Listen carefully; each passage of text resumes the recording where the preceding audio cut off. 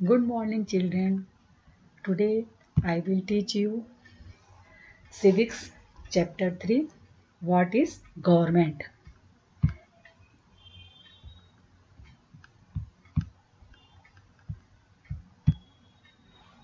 क्या पढ़ाएंगे बेटा? What is government? ओके हम लोग अक्सर सुनते हैं कि सरकार ने ये काम अच्छा किया, सरकार ने वो काम अच्छा किया। हमेशा ऐसा सुनते हैं, ऐसा कि सरकार ने ये काम अच्छा नहीं किया, सरकार ने वो काम अच्छा नहीं किया। अपने देश के बारे में, सरकार के बारे में, प्लस दूसरे देश के सरकार, अमेरिका की सरकार ने ऐसा किया है, पाकिस्तान की सरकार ने ऐसा किया है ना, और ये चाइना की सरकार ने इस तरह अपने सिटीजन को कंट्रोल कर रही है।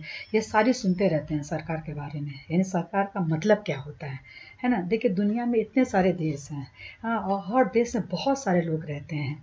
जहाँ ढेर सारे इंसान एक साथ रहते हैं, वहाँ तमाम तरह के फैसले लेने पड़ते हैं और तमाम तरह के काम करने पड़ते हैं बेटा। यानी ये फैसले लेने के लिए और काम करने के लिए, पूरे देश के लोगों के लिए काम हो सके और उनका फैसले लिया जा सके, इसके लिए हमें ज़रूरत पड़ती है एक सरकार की बेटा, है, यानी एक सिस्टम की, है, जो तमाम तरह के फैसले ले सके और तमाम तरह के काम कर सके, उसे कहते हैं सरकार।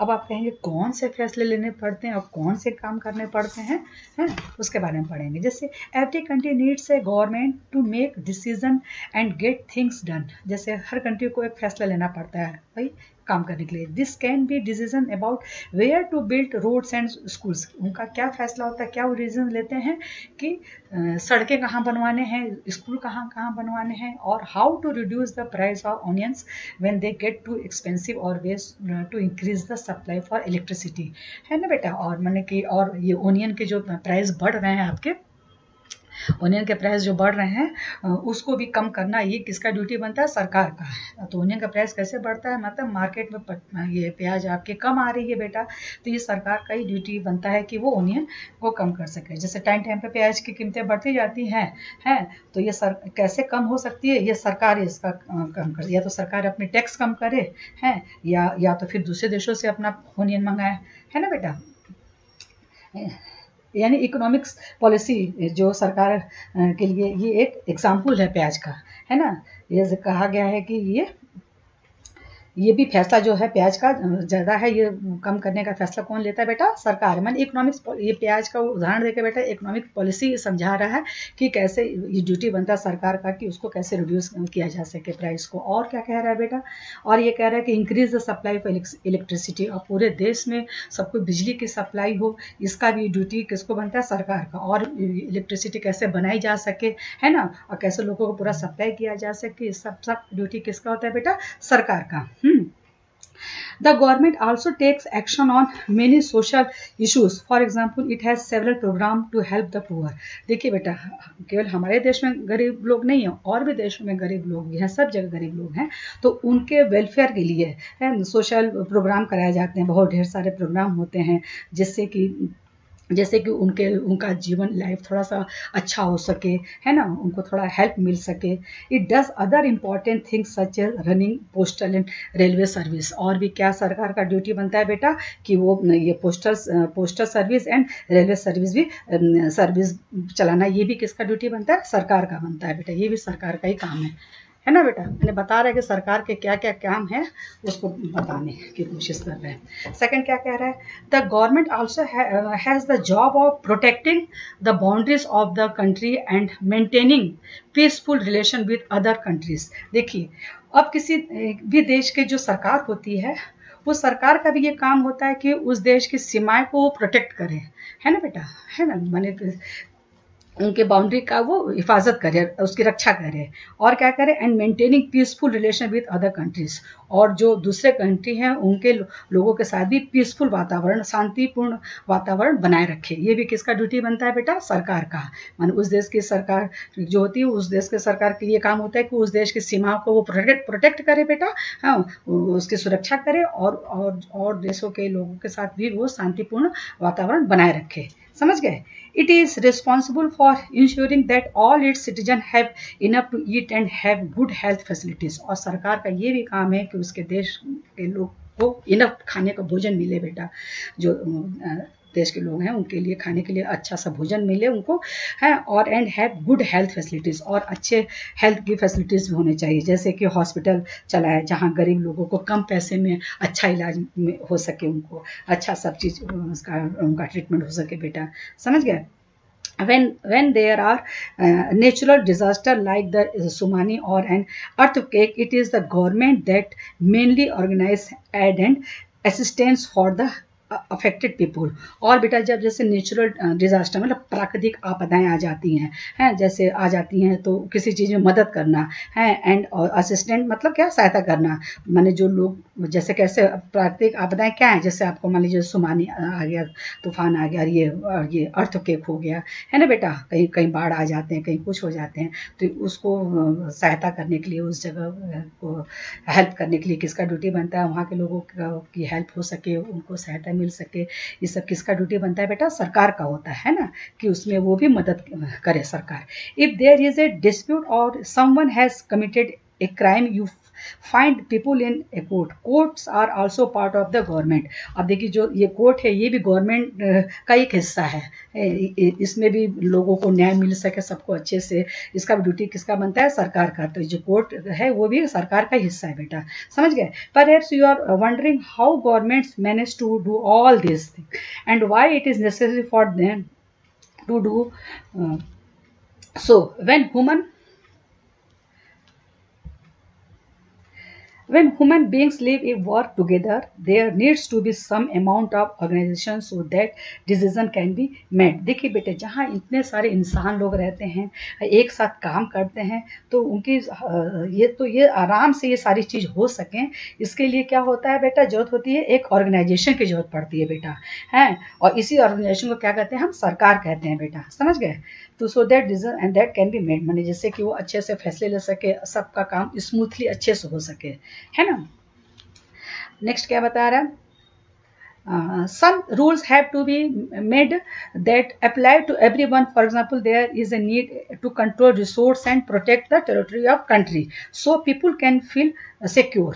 Government do this on behalf of their people by exercising leadership, taking decision and implementing this among all the people living in their territory. देखिए बेटा लोगों के बिहार में सरकार का ये भी काम होता है कि वो सब चीज़ों को कैसे मैनेज करना है, सरकार का ये सब ड्यूटी बनता है। सरकार की लीडरशिप एक्सरसाइज करती है, लीडरशिप एक्सरसाइज करती है मानी किसी चीज़ में पहल करना कि नहीं हाँ हम ये काम करेंगे, हम इस चीज़ का जिम्मेदारी उठाते हैं, जनता के सामने को कहना होता है कि नहीं हम इसमें लीडरशिप इसका हम करेंगे, हम इस चीज़ का जिम्मेदारी उठाते हैं, हम ये काम करेंगे, ये लीडरशिप एक्सरसाइज करना होता है बेटा, है। और टेकिंग डिसीजन, और अपना ये फैसला हम लेंगे, और इम्प्लीमेंट मतलब जो नियम बनाते हैं उसको उस फैसले को लागू भी करना सरकार का ही काम होता है बेटा, है ना। इम्प्लीमेंटिंग मतलब फैसले को लागू करना भी सरकार का ड्यूटी बनता है। This among all this people living in the territory. अब पढ़ेंगे बेटा लेवल्स ऑफ गवर्नमेंट, गवर्नमेंट्स के कितने लेवल्स है उसके बारे में पढ़ेंगे हम लोग, ठीक है।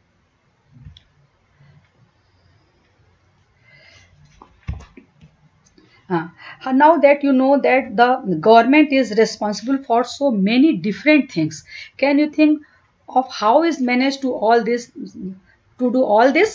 The government works at different levels, हाँ गवर्नमेंट डिफरेंट लेवल्स, उसका क्या क्या है बेटा, एट द पहला तो लोकल लेवल पे वो काम करता है, at the level of the state level and third the national level, है ना बेटा। The local level means in your village, town और लोकेलिटी, जैसे गांव में, है ना, गांव में उस शहर में जब कोई फैसला लिया जाता है तो वो लोकल लेवल का गवर्नमेंट में जाता है, मैंने लोकल लेवल का, मैंने गांव में क्या परेशानी क्या है, जैसे ग्राम पंचायत होता है गांव में होता है ना बेटा, उसके लिए तो उस तरह से जो फैसले लेना पड़ता है अगर गांव के लिए, उसकी उन्नति के लिए, सब चीज़ के लिए, तो वो लोकल लेवल गवर्नमेंट में जाता है।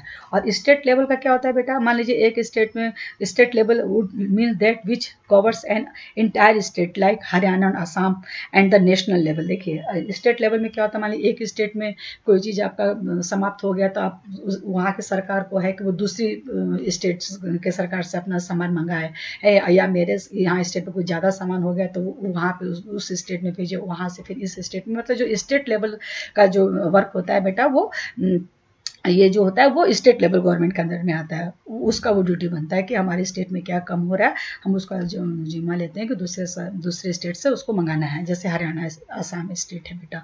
और national level related to the entire country, जो फैसले पूरे देश के लिए लिए जाते हैं वो क्या होते हैं, ये वाले नेशनल लेवल है। जो फैसले पूरे देश के लिए जाते हैं वो किस में आता है बेटा, वो नेशनल लेवल में आता है ना।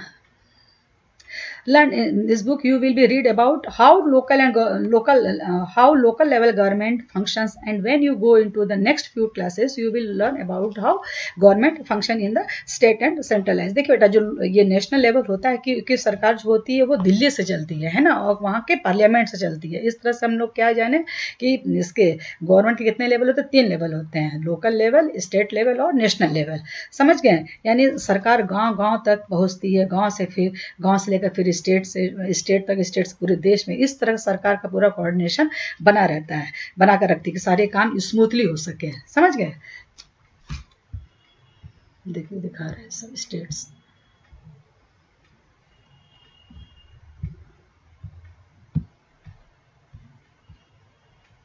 इंडियन एडमिनिस्ट्रेटिव डिवीजन 2011 का ही दिखा रहे हैं मैप में बेटा। समझ गए? ऊपर वाले में दिया दिखा है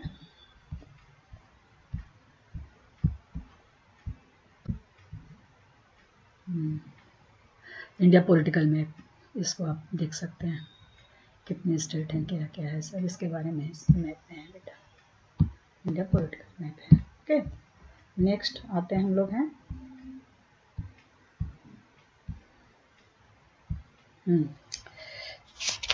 ये आते हैं, किसमें आते हैं, लॉज एंड द गवर्नमेंट, है ना। कानून और सरकार क्या है, देखिए, the government makes laws and everyone who lives in countries has to follows this. अगर सरकार कानून बनाती है तो उस कानून को लागू कराने की पूरी ताकत भी रखती है बेटा सरकार। समझ गए? हैं, बता रहे दिस इज, मानो जब कोई सरकार अगर कानून बनाती है तो उस देश में रहने वाले लोग को उस कानून को पालन करना भी होता है। और अगर सरकार ये भी है, this is the only way government can function. कानून, अगर यही एक तरीका है जिससे सरकार काम कर सकती है, अपना कानून बना के बेटा, नियम बना के, है। This is the only way government can function. समझ गए?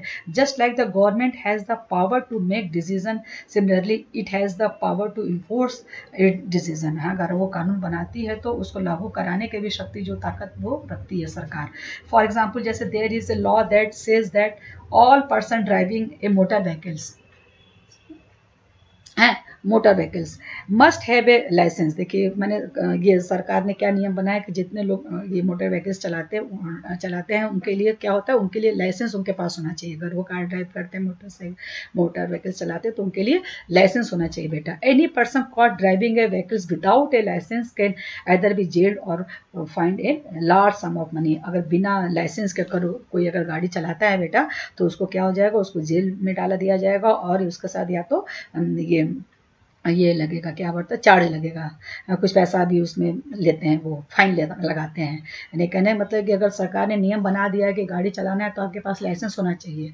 अगर लाइसेंस के बिना गाड़ी चलाते हैं तो उसको भी सरकार का ये होता है कि नहीं, अगर नहीं वो करते हो तो तुमको इसमें जेल में डाला जाएगा या तो ज़्यादा अमाउंट लिया जाएगा, ये भी फाइन लगा दिया जाएगा। Without this laws the government power to make decision is not of much use. समझ गए? In addition, any action that governments can take, there are also steps that people can take if they feel that a particular law is not being followed। देखिए, अगर लोगों को लगता है कि जब जो सरकार ने इतने कानून नियम बनाए हैं बेटा, अगर लोगों को लगता है कि अगर वो कानून नियम नहीं फॉलो हो रहे हैं तो वो क्या है कि वो कोर्ट में जाकर उसका क्लेम भी कर सकते हैं। If a person feels for example that they were not hired for a job because of their religion और कास्ट। देखिए हमारे देश में क्या है कि ऐसा नियम है कि कोई कास्ट, कोई रिलीजन को देख के नहीं जॉब देना होता है। सब लोग हमारे देश में सब बराबर हैं, चाहे वो कोई रिलीजन के हो, चाहे कोई कास्ट के हो। अगर कोई व्यक्ति उसका रिलीजन और कास्ट को देखकर उसके साथ अगर डिस्क्रिमिनेशन करता है तो वो व्यक्ति जाके कानून उसमें कोर्ट में जाके उसको क्लेम कर सकता है बेटा, है। ही इज और she may approach the court and claim that the law is not being followed. बता सकता है कि देखिए आप जो नियम बनाया सरकार वो फॉलो नहीं किया जा रहा है, वो क्लेम कर सकता है। The court can then given orders about what should be done, फिर उसमें एक्शन लेगा कि उसमें क्या करना चाहिए। समझ गए। टाइप्स ऑफ गवर्नमेंट, हाँ गवर्नमेंट के कितने टाइप्स हैं बेटा। The answer to this questions depends on the type of government there is in a country. In a democracy it is the people who give the government this power। देखिए पहला क्या है, democracy. Democracy मतलब demo मतलब क्या होता है बेटा, आम जनता। डेमो मीन्स आम जनता, क्रेसी मीन्स राज, यानी जहां आम जनता का राज हो, जहां बेटा आम जनता का राज हो। वो give the government this power, माने वही गवर्नमेंट को पावर देते हैं कि कैसे वो सरकार काम करेगी, है ना। माने आम जनता का राज हो, सरकार के पास जब ताकत होती है, ये ताकत जब आम आदमी देती है तो इस देश आप चलाओगे, जनता देती है ना बेटा। They do this through this election in which they vote for particular person and elect them, है ना। कि आप माने वो जनता लोग ये इसमें उसका योगदान होता है, आदमी होते हैं जो आम आदमी देती है ये फैसला कि देश आप चलाओगे, है जनता देती है कि देश कैसे चलना है, यह भी फैसला आम जनता करती है। कोई सरकार भी पसंद आई, दूसरी एक सरकार अगर नहीं पसंद आई तो उसको हटाकर दूसरी सरकार को लाना, ये सब जब ये सब कौन कर सकता है बेटा, आम जनता कर सकती है। जब आम जनता के पास ये ताकत होती है तो उसे तो वो डिसाइड करेंगे कि हाँ सरकार क्या करेगी क्या नहीं करेगी, उसे कहते हैं डेमोक्रेसी। समझ गए बेटा। डेमोक्रेसी में जहाँ क्या होता है कि जहाँ वहाँ टाइम टाइम पर इलेक्शन होती है, हाँ जितने भी लोग हैं वो कुछ पर्टिकुलर लोगों को चुनते हैं बेटा, है इसमें इलेक्शन होता है। जो कुछ लोग होते हैं वो जो लोग होते हैं वो कुछ पर्टिकुलर लोगों को चुनते हैं बेटा, है कि वो लोग उन आम आदमी जनता को रिप्रेजेंट करेंगे, है ना। समझ गए। elected them. Once elected, this person form a government. In a democracy, the government has explained its action and defend its decision to the people. देखिए जितने भी चुने हुए लोग हैं सब फिल मिल कर क्या करते हैं बेटा, आपस में एक सरकार बनाते हैं। तो इस तरह से आम जनता डिसाइड करेगी कि सरकार में क्या होगा, सरकार में क्या कैसे बनेगा सरकार, ये सब कौन डिसाइड करता है बेटा, आम जनता करती है। इसी डेमोक्रेसी में कोई आम आदमी या गरीब से गरीब आदमी हो वो सीधा सवाल पूछ सकता है। डेमोक्रेसी की बात बताया कि डेमोक्रेसी में क्या क्या हो सकता है, वो सीधा सवाल प्रधानमंत्री से, वहाँ के राष्ट्रपति से पूछ सकता है, बातें कर सकता है कि आपने ये काम ठीक किया, ये काम गलत किया। ये एक गरीब से गरीब आदमी या एक छोटा से छोटा आदमी ये क्रिटिसाइज कर सकता है, आलोचना कर सकता है कि देश के बड़े बड़े नेता को कि भाई जो आप की निंदा को क्रिटिसाइज कर सकता है। ये जो पावर है बेटा वो डेमोक्रेसी में है ना, ये इसी में हो सकता है ये चीज़। और दूसरे वाले गवर्नमेंट में नहीं है। दूसरा गवर्नमेंट हम लोग पढ़ेंगे मोनार्की, उसमें ये पॉसिबल नहीं है बेटा। समझ गए। अभी हम डेमोक्रेसी के बारे में बता रहे हैं, है ना। और ये देखिए क्या, in a democracy the government has explain its action and defend its decision to the people. और गवर्नमेंट जिसमें ये डेमोक्रेसी में क्या होता है, अगर सरकार कोई काम करती है तो उसको वो एक्सप्लेन करना पड़ता है जनता के सामने कि हाँ हम वो बाध्य होती है कि हमने ये डिसीजन क्यों लिया, हमने यहाँ ये फैसला क्यों लिया, हम ये काम क्यों नहीं किए। ये मैंने हर जो भी तरह की बातें हैं उसको सरकार को जनता के सामने उसको बताना पड़ता है कि हमने ये डिसीजन आखिर क्यों लिया, क्यों नहीं लिया, उसको एक्सप्लेन करना पड़ता है। डेमोक्रेसी में होता है। समझ गए। जिसमें वो जनता के सामने उसको बताना पड़ता है, वो बाध्य होता है सरकार। लेकिन another form of government is monarchy. The monarch king और queen has the power to make decision and the run of government. दूसरा जो प्रकार का गवर्नमेंट है, पहला तो हमने पढ़ा कि डेमोक्रेसी वाला है, और सेकंड क्या पढ़ते हैं बेटा, मोनार्की। मोनार्की मतलब मोनार्क में क्या, किंग या राजा। उस स्टेट का कोई पहले राजा चाहे रानी वो राज्य करते थे, वो पूरे देश को चलाते थे बेटा। Has the power to make decision, उनको पावर होता था पूरा फैसला लेने का, गवर्नमेंट को अपना सरकार कैसे चलाना है, पूरा देश कैसे चलाना है, मन वो सरकार होती थी, उनकी सरकार चलती थी। The monarch may have a small group of people to discuss matters with, but the final decision making power remains with the monarch. देखिए जो मोनार्क वाली गवर्नमेंट होती है उसमें ग्रुप में कुछ 3-4 लोग होते हैं जो कि डिस्कस करते हैं किसी फैसले पे, कोई निर्णय लेना होगा, कोई बात करना होगा, कोई सलाह देना, तो आपस में मेरे को लोग फैसला करते हैं। लेकिन जो लास्ट डिसीजन होता है उसका जो पावर होता है वो किसके पास ही होता है, मोनार्क के ही पास होता है। अंतिम जो डिसीजन लेना होता है वो कौन लेता है बेटा, मोनार्क ही लेता है। भले वो अपने ग्रुप में डिस्कस कर सके, ये है वो है, बात कर सके, लेकिन उसको पावर उसका होता है उसके पास ही, मोनार्क ही वो अंतिम निर्णय लेता है।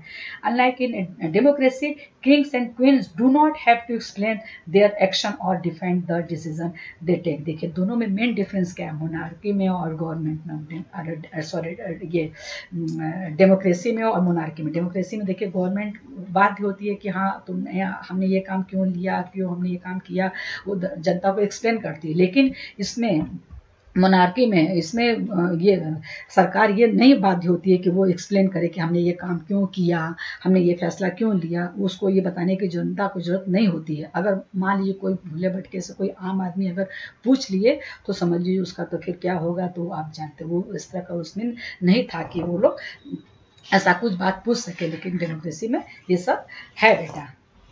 अब क्या पढ़ेंगे हम लोग नेक्स्ट? हाँ, डेमोक्रेटिक गवर्नमेंट। देखिए डेमोक्रेसी मतलब होता है लोकतंत्र पढ़ते हैं बेटा, और डेमोक्रेटिक मतलब लोकतांत्रिक government. India is a democracy. This achievement is the result of a long and eventful struggle of the Indian people.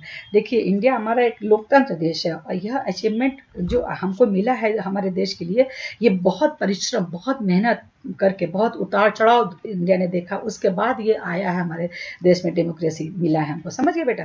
There are other places in the world where people have also struggle. और पूरे world में अभी भी जो देश हैं वो भी स्ट्रगल कर रहे हैं कि उनके देश में इस तरह का डेमोक्रेसी आ जाए, वो स्ट्रगल कर रहे हैं, है ना, टू हैव डेमोक्रेसीज। वो अभी भी स्ट्रगल कर रहे हैं वहाँ पे कि उनके देश में इस तरह का डेमोक्रेसी आ जाए।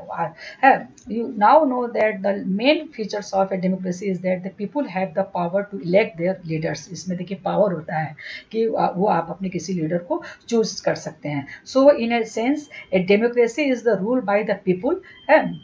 डेमोक्रेसी में क्या होता है, कौन लोग रूल करते हैं? लोग ही रूल करते हैं, लोग ही नियम बनाते हैं, लोग ही सरकार बनाते हैं, लोग ही रूल बनाते हैं। The basic idea is that people rules themselves by participating in the making of this rules. समझ गए? हाँ, ये सब इसमें नहीं है ना। मैंने वही इस डेमोक्रेसी में क्या हो गया कि वही लोग ही रूल बनाते हैं, लोग ही अपना उसको लोगों का ही राज होता है, यानी खुद लोग ही अपना उसमें राज करेंगे। समझ गए? Democratic governments in our times are usually refer to as representative democracies. देखिए इसको भी हम लोग क्या बोलते हैं, रिप्रेजेंटेटिव डेमोक्रेसी। मतलब कोई भी गवर्नमेंट खुद को, हाँ, जैसे democratic government in our times are usually refer to as representative democracies. देखिए जो डेमोक्रेटिक गवर्नमेंट्स वो क्या कहेंगे हमको, इसको रिप्रेजेंट करता है, रिप्रेजेंटेटिव डेमोक्रेसीज है। इन रिप्रेजेंटेटिव यानी यहाँ क्या है कि डेमोक्रेटिक गवर्नमेंट क्या है, किसको रिप्रेजेंटेटिव क्यों कहते हैं बेटा, है ना? डेमोक्रेटिक गवर्नमेंट को रिप्रेजेंटेटिव गवर्नमेंट क्यों कहते हैं? कहा जाता है कि लोग सरकार में नहीं आ जाएंगे। करोड़ों लोग तो सरकार में आएंगे नहीं, मान किसी देश में करोड़ों लोग, करोड़ों लोग तो सरकार में आएंगे नहीं बेटा, है। तो वो क्या करेंगे, वो लोग अपने प्रतिनिधि को चुनाव करते हैं। प्रतिनिधि को चुनाव प्रोसेस में वो अपने प्रतिनिधि को चुनते हैं बेटा, हैं। चुने हुए लोग सरकार बनाते हैं, तो इसलिए इसे रिप्रेजेंटेटिव डेमोक्रेसी कहते हैं बेटा। समझ गए? इसलिए उसको रिप्रेजेंटेटिव डेमोक्रेसी कहते हैं। In representative democracy people do not participate directly, but वही बात बताया कि इसमें डायरेक्टली तो लोग पार्टिसिपेट होंगे नहीं, instead choose their representative through an election process है। इलेक्शन के प्रोसेस के थ्रू अपने लोगों को, प्रतिनिधि को चुनते हैं, और this representative meet and make decision for the entire population. समझ गए?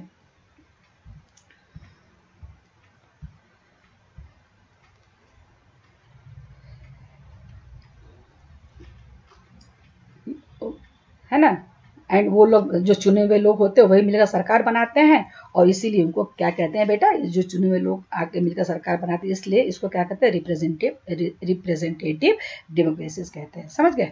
हैं, this days a government can not call itself democratic unless it allows what is known as universal adult franchise. देखिए कोई भी गवर्नमेंट खुद को डेमोक्रेटिक बताती है तो उसे यूनिवर्सल एडल्ट फ्रेंचाइज देनी पड़ेगी, यानी उस देश के हर आदमी को वोट देने का अधिकार होना चाहिए। अगर वो अपने को ये बोलती है, क्या बोलती है,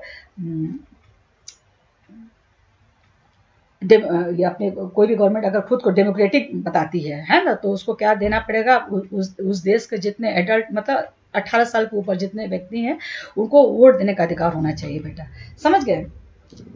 But it was not always like this. Can you believe that there was a time when governments did not allow women and poor? देखिए ये पहले एक समय ऐसा भी था बेटा कि जब वुमेन और ये गरीब लोगों को वो इलेक्शन में न खड़े होने की जरूरत होती थी, न वो वोट देने का अधिकार था उनको। इस तरह का पहले एक समय ऐसा भी आया था कि गवर्नमेंट में क्या था कि कोई भी वुमेन न उसमें इलेक्शन में पार्टिसिपेट कर सकती है, न वो वोट डाल सकती है, न वो खड़ी हो सकती है, न गरीब जो है वो भी नहीं कर सकते बेटा, वो डिसीजन नहीं ले सकते उसमें पार्टिसिपेट नहीं हो सकते बेटा। In their earliest form government allowed only men who own property and were educated. देखिए जो अर्लीस्ट गवर्नमेंट था, जो बहुत पहले का गवर्नमेंट में, उसमें क्या बता रहा है कि क्या था उसमें कि खाली आदमी लोग को अलाउ था, और कौन सा आदमी, जो उनका अपना प्रॉपर्टी हो है अपना, और वो शिक्षित हो।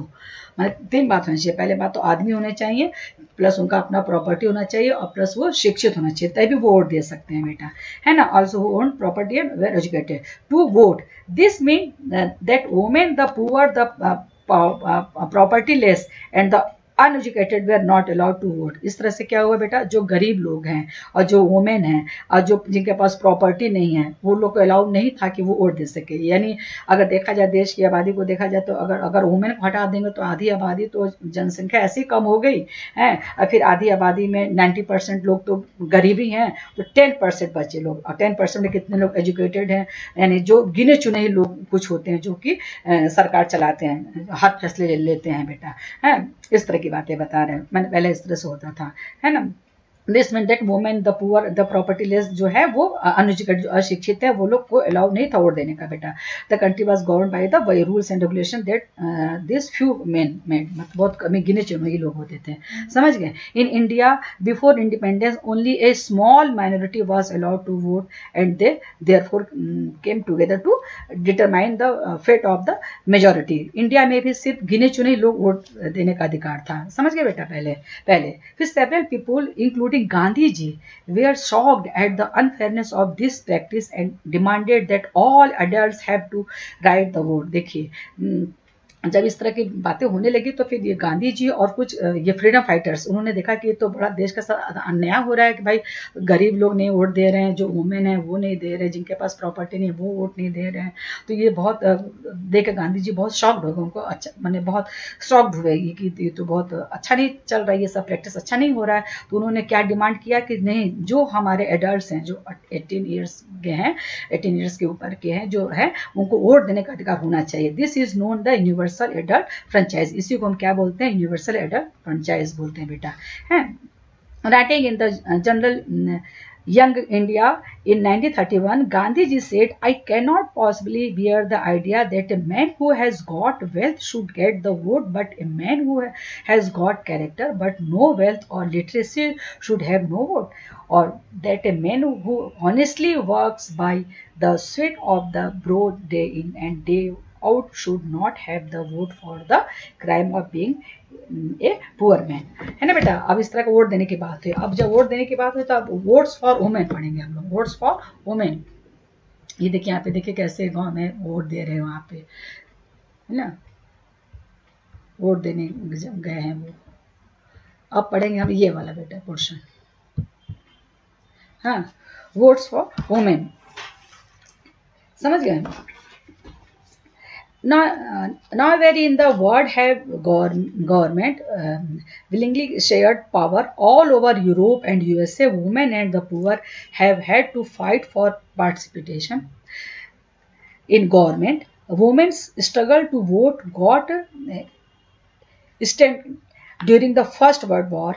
This government is called the women's suffrage movement, as the term suffrage usually means right to vote. During the war, many men were away fighting, and because of this, women were called upon to do work that was earlier considered men's work. Many men began organizing and managing different kinds of work. When people saw that, they began to wonder why they had created so many unfair stereotypes about women and what they were capable of doing. So women began to be seen as being equally capable of making decisions, है ना. The suffragettes demands the right to vote for all women, and to get their demands heard, they chained themselves to railings in public places. Many suffragettes were imprisoned and went to hunger strikes, and they had to be fed by force. American women got the right to vote in 1920, while women in the UK got to vote and on the same terms as men some years later in 1928. बेटा क्या इसमें बता रहे हैं? इसमें ये बता रहा है कि कोई जैसे पहले ऐसा समय था कि भाई औरतों को वोट देने का अधिकार नहीं था, है ना. औरतों को ऐसा नहीं समझा जाता कि आदमी जैसा वो काम कर सकती थी, ऐसा नहीं समझा जाता कि आदमी जैसे काम कर सकती थी. यानी ये अभी 150-550 साल पहले की बात है बेटा, कि उन्हें न राइट दिए गए थे कि वो वोट दे सके, ना इलेक्शन में खड़े हो सके, है ना, वो कुछ कर सके, उनको अधिकार ये था. यानी औरतों को किसी भी पार्टिसिपेशन समाज में नहीं दिया जाता था, है. और तो जब कोई डिमांड करती थी तो उनको सीरियसली नहीं लिया जाता था. मैंने इस पूरे पैराग्राफ का हम आपको सार बता रहे कि इसमें क्या क्या बातें बता रहा है, समझ गए. लेकिन जब 1914 में जब यह वर्ल्ड वॉर हुआ, स्टार्ट हुआ, तो यानी दुनिया के बड़े से बड़े देश जो थे पूरे इस वर्ल्ड वॉर में शामिल हुए. लगभग ये वर्ल्ड वॉर कितने तक चला? लगभग 4-5 साल तक चला बेटा, जिसमें काफ़ी लोग ने अपनी ज़िंदगी गंवा दी, काफ़ी लोग बेचारे मारे गए, और जो बचे कुछ लोग थे बेचारे वो हैंडीकैप्ड हो गए बेटा, है ना. हैंडीकैप्ड हो गए. मैंने पूरा इसका बुरा असर खासकर किसके ऊपर बेटा? यूरोपियन, है ना.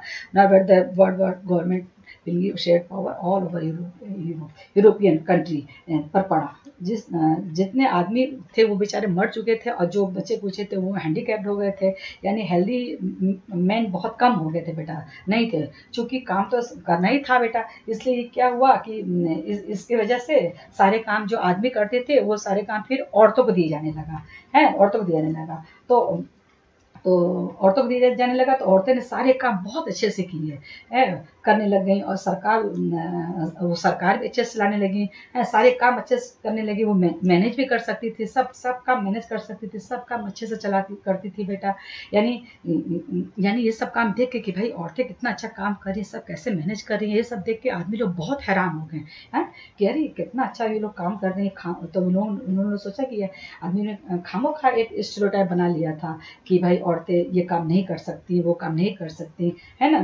ये वो लोग आदमी जो काम करते हैं वो काम औरतें नहीं कर सकती. मैंने इस के वो लोग स्टेरियोटाइप बना दिए थे. लेकिन जब देखा कि भाई औरतें सब काम कर रही हैं, सब चीज़ मैनेज कर रही हैं, बहुत अच्छे ढंग से कर रही हैं, तो लोग बहुत हैरान थे आदमी लोग देख के.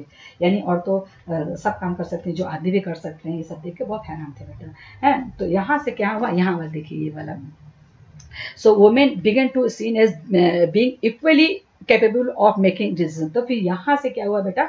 उनको औरतों को सब अधिकार दिए जाने लगे. जो आदमी काम कर सकते थे वो औरतें भी काम कर सकती है. तो यहाँ से सारे काम जो आदमी कर सकते हैं वो यहाँ से औरतों को इक्वलिटी का दर्जा दिया गया जाने लगा. भाई अब जो आदमी सब सारे काम कर सकते हैं, अब वो औरतें भी कर ले रही हैं, तो इसलिए से यहाँ से इनको इक्वलिटी का समान दर्जा दिया जाने लगा कि वो सारे काम कर सकती हैं, जो आदमी कर सकते हैं. समझ गए? जो आदमी कर सकते हैं वो सारे काम ये भी कर सकते हैं, औरतें भी कर सकती हैं.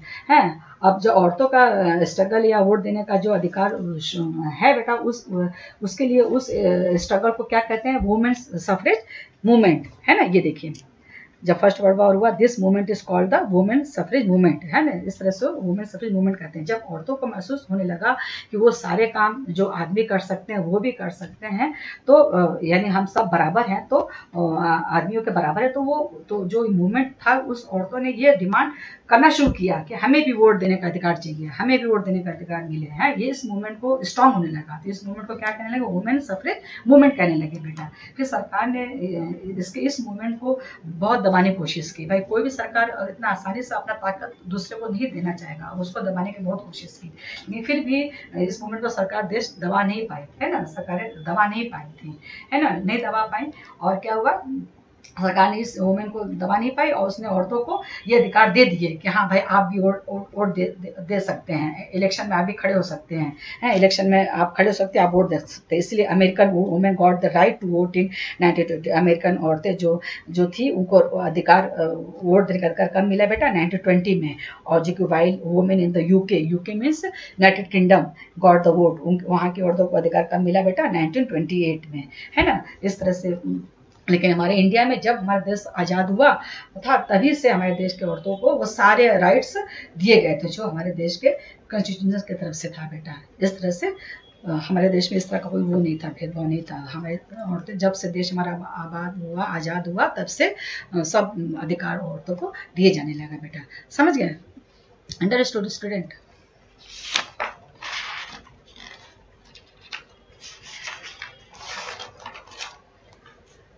ओके एंड बेटा ये आपका क्वेश्चन आंसर और ये जो है जो एक्सरसाइज है वो क्वेश्चन आंसर बेटा, इसका नेक्स्ट वीडियो में हम इसका पीडीएफ बना के आपको हम देंगे बेटा, है ना। और अच्छे से इस चैप्टर को पढ़ेंगे, समझेंगे, और जहाँ नहीं समझ में आएगा आप टेलीग्राम ज्वाइन कीजिए मेरे। टेलीग्राम में आप कुछ भी जो भी नहीं समझ में आता है, जैसे भी जो भी आप उसको हम पूछ सकते हैं बेटा।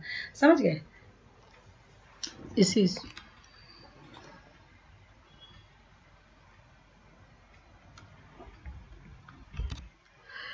जो भी आपको नहीं समझ में आएगा आप पूछिए, टेलीग्राम ज्वाइन कीजिए और इस नेक्स्ट वीडियो में हम आपका इसको क्वेश्चन आंसर इसका बना के देंगे। Okay, thank you.